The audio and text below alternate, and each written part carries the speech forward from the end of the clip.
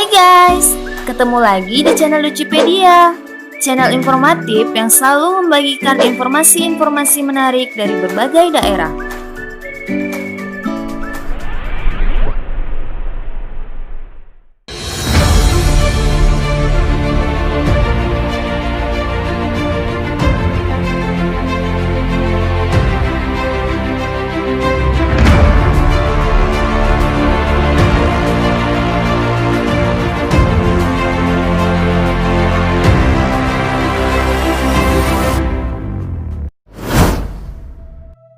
Di video kali ini kita akan membahas tentang peristiwa genosida atau peristiwa pembantaian terbesar di Indonesia yang terjadi di Mandor, Kalimantan Barat pada tahun 1944. Mungkin ada beberapa dari kalian yang masih asing dengan peristiwa tragedi berdarah yang terjadi di kota Mandor ini. Namun masyarakat Tanah Borneo, khususnya Kalimantan Barat, tidak akan pernah melupakan kejadian buruk ini. Kisah tragedi berdarah ini menjadi saksi kekejaman Jepang di Indonesia. Peristiwa kelam yang terjadi kurang lebih 76 tahun lalu di Kecamatan Mandor, Kabupaten Landak, Provinsi Kalimantan Barat ini mungkin tidak banyak diketahui oleh bangsa kita. Padahal tragedi itu bisa disebut sebagai genosida terbesar di Indonesia.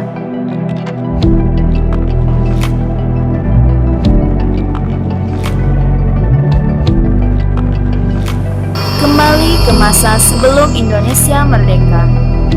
Tragedi ini dimulai dari imbas Perang Dunia Kedua. Kota Pontianak dibombardir Nippon Taikoku pada Jumat 19 Desember 1941 sekitar pukul 11 siang. Pada waktu itu, ada 9 pesawat tempur membombardir Pontianak. Beberapa rumah hangus terbakar, cuaca berubah gelap, bom di sana-sini, banyak orang mencari perlindungan di parit-parit. Brother School di Kampung Bali juga terkena bom. Saat itu, anak-anak sekolah sedang belajar, sehingga sebagian besar anak-anak ini meninggal dunia. Kota menjadi hancur dan banyak korban berjatuhan. Kemudian pada tanggal 20 sampai 22 Desember, tempat-tempat lain di Kalimantan Barat juga diserang, seperti Sanggoledo, Singkawang, dan Mempawah. Penyerangan ini membuat perhatian Belanda yang saat itu menjajah Kalimantan Barat terpecah belah. Pada 22 Januari 1942, armada Angkatan Laut Jepang mendarat di Pemangkat lewat Tanjung Kodok. Barulah pada 2 Februari 1942, Pontianak dikuasai tanpa perlawanan berarti oleh Belanda.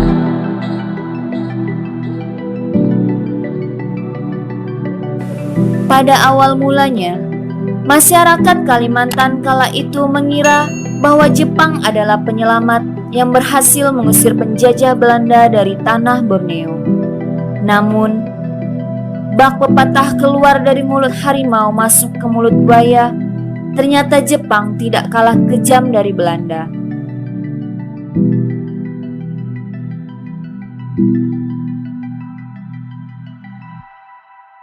Jepang memperlakukan wanita muda dengan tindakan amoral dan asusila. Banyak perempuan diperkosa dengan keji. Pemuda dan laki-laki dewasa diperkerjakan secara paksa, dipukuli, disiksa, tidak diberi upah, dan bahkan tidak diberi makan. Para pekerja paksa ini juga tidur di alam terbuka. Terjadi penjarahan di mana-mana. Hasil panen dirampas, sehingga banyak warga pribumi menderita kelaparan.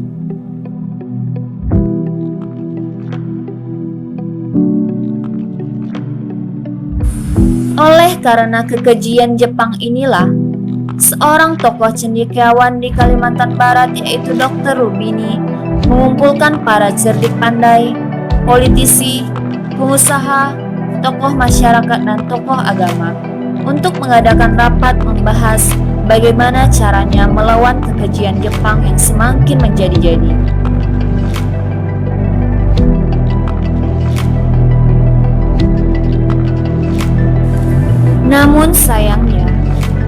Dua orang dari anggota rapat itu membocorkan kesimpulan rapat kepada Jepang.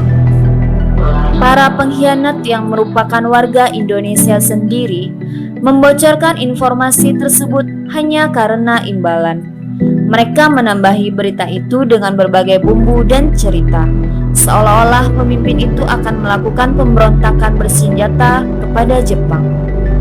Akibatnya, tentara Jepang langsung merespon dengan berbagai penangkapan.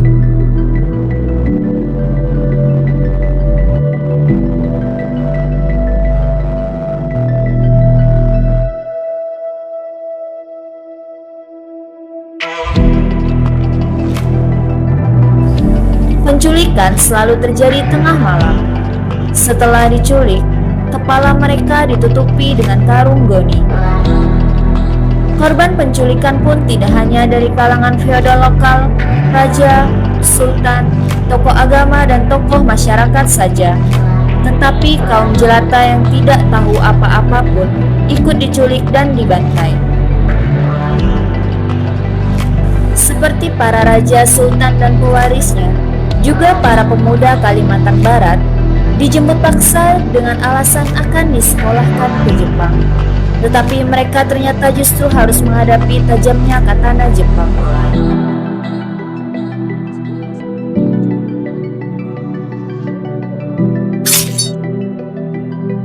Sultan Syarif Muhammad Al-Qadri yang berasal dari Kesultanan Pontianak, serta seluruh anak laki-lakinya juga seluruh menantunya, kecuali Syarif Hamid II karena pada saat itu beliau sedang berada di Belanda. Dan keluarga kerajaan baik di dalam maupun di luar komplek keraton dibawa paksa naik ke dalam truk berlapis terpal. Para korban-korban penculikan ini dibawa dengan kepala disungkup dengan karung goni dan masuk ke dalam truk berlapis terpal, sehingga disebut oleh masyarakat setempat sebagai oto sungkup. Penculikan terjadi antara kisaran September 1943 dan awal 1944. Korban-korban penculikan yang mencapai angka 21.037 orang ini kemudian dibawa ke sebuah hutan yang sekarang adalah Desa Mandor. Mereka dipaksa oleh Jepang untuk menggali sebuah lubang yang sangat besar yang nantinya akan menjadi kuburan mereka sendiri. Selama beberapa hari, mereka disiksa secara kejam oleh tentara Jepang.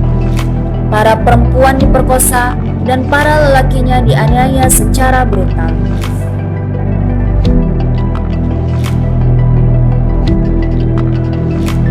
Puncaknya, pada tanggal 28 Juni 1944, ribuan rakyat Kalimantan Barat ini dibantai oleh Jepang.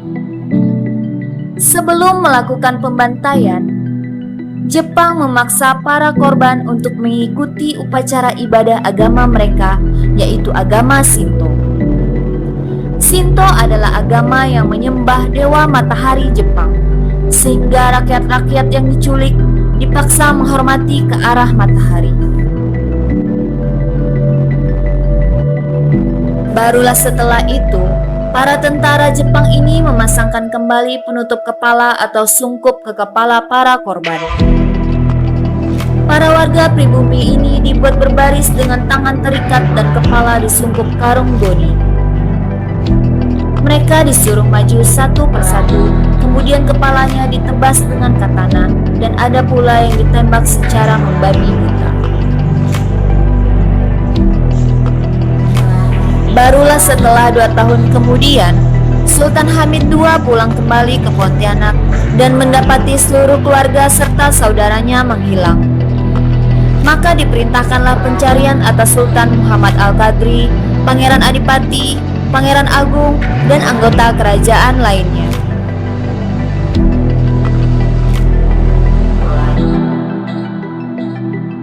Pada tahun 1945, saat Hiroshima dan Nagasaki dibom, Jepang pun menyerah tanpa syarat.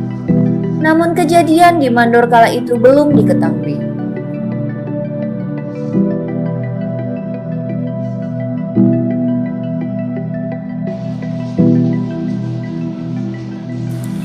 Ada beberapa warga yang melaporkan bahwa telah ditemukan tulang belulang manusia di kota Mandor. Sultan Hamid II pun pergi ke Mandor dan melakukan pencarian.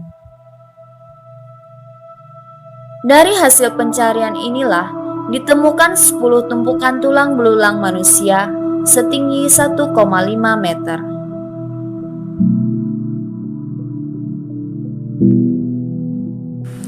Mengulik kembali pada tanggal 1 Juli 1944. Koran Borneo Shimbun mewartakan telah melakukan pembersihan terhadap pemberontak Jepang.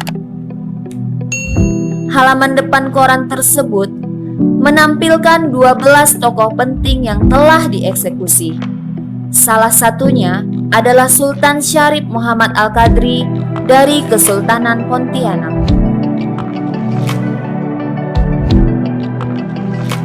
Berdasarkan dari hasil sidang Jepang, mereka mengakui hanya mengeksekusi 1.000 orang. Namun dari data-data dan tulang belulang yang ditemukan, sudah dipastikan kurang lebih 21.037 jiwa menjadi korban keganasan dari tentara Jepang.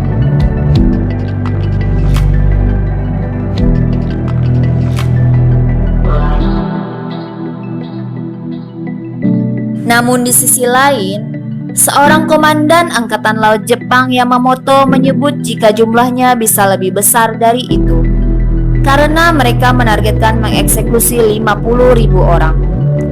Sebuah kegilaan dari para tentara Angkatan Laut Jepang kala itu.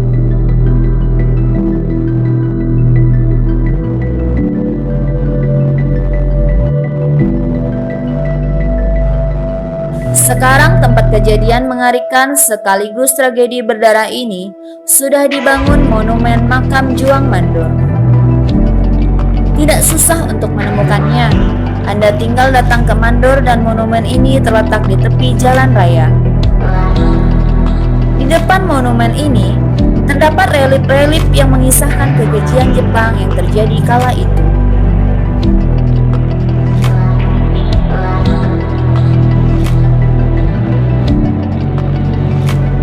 Ada total 10 bangunan makam massal di sana, di mana pada makam pertama hingga ke-9 adalah makam para rakyat biasa, dan makam ke-10 adalah makam para raja-raja, sultan, panembahan, cendekiawan, tokoh agama, dan tokoh masyarakat yang turut menjadi korban keganasan peristiwa Mandor tersebut.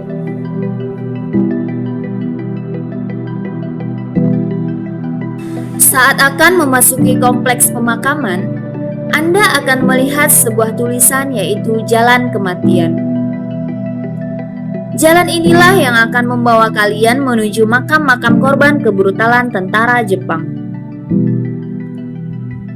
Jarak antara makam yang satu dengan yang lainnya berjauhan.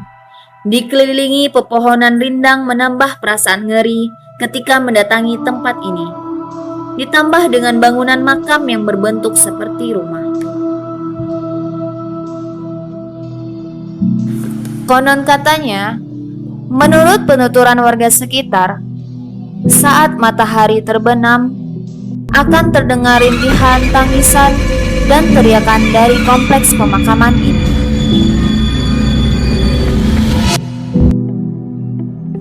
Menurut Peraturan Daerah Nomor 5 Tahun 2007 tentang peristiwa Mandor, maka pada setiap tanggal 28 Juni ditetapkan sebagai Hari Berkabung Daerah Provinsi Kalimantan Barat. Fakta yang sedikit ironis ketika kita mengingat tanggal 28 Juni sebagai Hari Berkabung Daerah. Di sisi lain, berbagai monumen sejarah yang berhubungan dengan hal itu dibongkar. Seperti tempat para pemimpin masyarakat yang dibawa setelah diculik dengan disungkup karung goni, yaitu kantor kepolisian residen atau benteng Belanda, yang sekarang telah berubah menjadi Pasar Nusa Indah. Begitupun dengan bangunan penjara yang sekarang berubah menjadi Rumah Sakit Antonius. Peristiwa mandor berdarah ini seakan terlupakan dalam buku-buku sejarah nasional. Padahal peristiwa ini tidak kalah heroik daripada perlawanan Penta di Blitar. Semoga semakin banyak informasi dan pembelajaran tentang perjuangan mandor ini, agar generasi muda tidak melupakan kekejaman yang dilakukan Jepang terhadap masyarakat Kalimantan Barat di masa lalu. Jangan sampai peristiwa ini menjadi forgotten history bangsa ini. Mengerikan memang jika harus mengingat kembali kejadian ini. Masih terbayang dengan cukup jelas bagaimana wajah-wajah polos orang-orang pribumi yang lehernya harus diadu dengan tajamnya katana orang-orang Jepang. Peristiwa ini memang menyakitkan, tapi harus tetap diingat, tak hanya untuk mengingat para pahlawan dan korban-korban yang telah gugur, tetapi juga dijadikan sebagai pembelajaran bahwa setiap penjajahan akan selalu menciptakan hal-hal mengerikan seperti ini.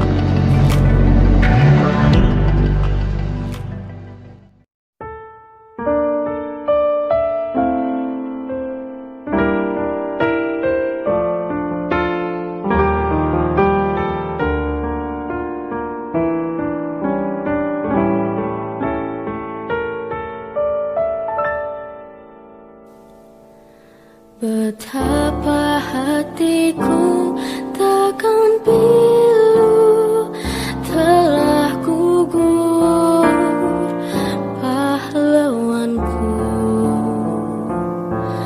Betapa hatiku takkan sedih hamba ditinggal sendiri.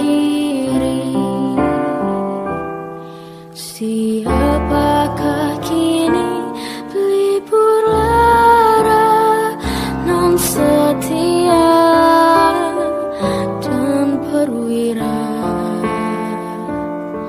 Siapakah kini pahlawan hati pembela bangsa sejati?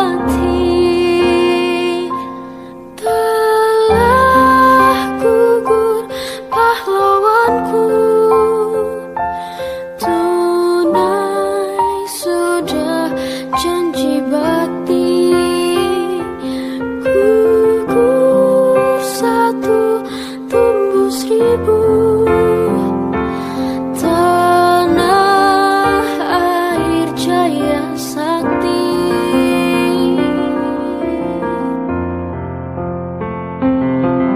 Gugur bungaku di taman bakti di hari bulan pertiwi.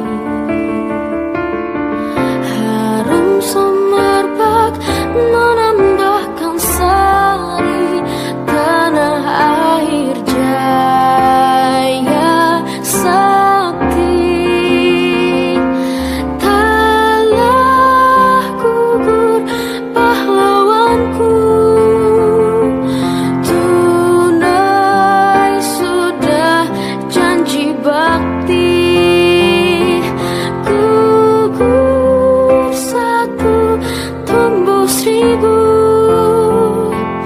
Tanah air jaya sakti.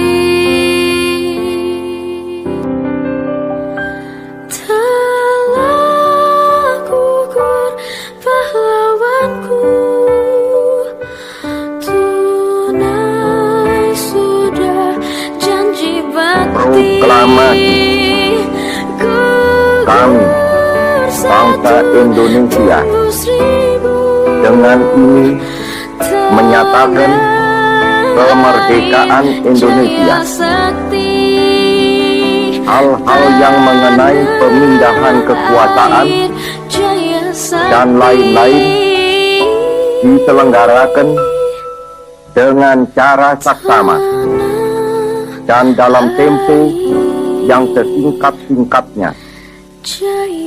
Jakarta, 17 Agustus 1945, atas nama bangsa Indonesia Soekarno, Hatta.